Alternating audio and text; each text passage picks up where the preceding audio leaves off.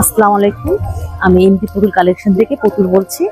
আজকে বলবো যে আমি বিজনেসটা কিভাবে স্টার্ট করেছি। আমার ফার্স্টে আমি মেলা করতাম, মেলা স্টার্ট করেছি। মেলা স্টার্ট করার পরে আমি একটা শপ নিয়েছি। এই মেলা করতে করতে একটা শপ নিয়েছি তিলপাপাড়া 7 নম্বর রোডে আমি একটা শপ নিয়েছি। আর এই যে এটার পেছনে আমার হাজবেন্ডের অবদান। আমার হাজবেন্ড অনেক সাপোর্ট করে আমাকে। এই যে ওর জন্য আমি এ পর্যন্ত আসতে পারছি, যে আমার সময় মানে বাসায় সময় কাটতো না, তো ওকে বললাম যে কিছু একটা করি, তারপর এটা আমার শুরু করলো। শুরু করার পর থেকে আমি মানে এই পর্যন্ত আসছি। আমি এখানে মানে 6 বার মেলা করেছি এখানে।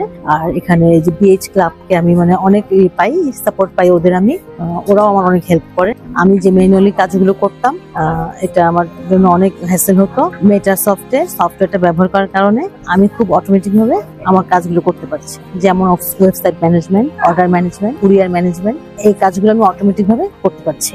এটার জন্য আমি মেটাসফট ভিডিকে থ্যাঙ্কস জানাচ্ছি। আমি সর্বপ্রথম যখন স্টার্ট করি আমি নিজে হাতের কাজ করতাম, তখন আমি এই ফ্লাওয়ার গুলো দিয়ে শুরু করেছি। আর তারপর আমি আস্তে আস্তে মানে অর্নামেন্টস এর প্রতি ঝুঁকে পড়েছি। তারপর আমি আমার কিছু আনকাট স্টোন আছে, এই আনকাট স্টোনের ফিঙ্গারিং গুলো, এগুলো নিয়ে আমি কাজ করছি। তারপর আমি অক্সিড কিছু জিনিস নিয়ে কাজ করছি, সেট গুলো আছে। তারপর আকিক স্টোনের কিছু গলার সেট আছে, এগুলো নিয়ে আমি কাজ করছি।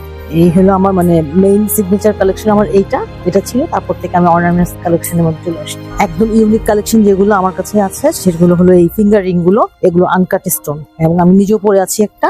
এগুলো মানে স্টোন গুলো কাটিং করা না, আনকাট। এগুলো যেমন পলিশ করা আছে এইগুলো, আর এটা হলো আনকাট, মানে কোনো স্টোন কাটিং করা নেই। এটা যেরকম সেরকমই ডাইস গুলো করে বসানো হয়েছে এগুলো।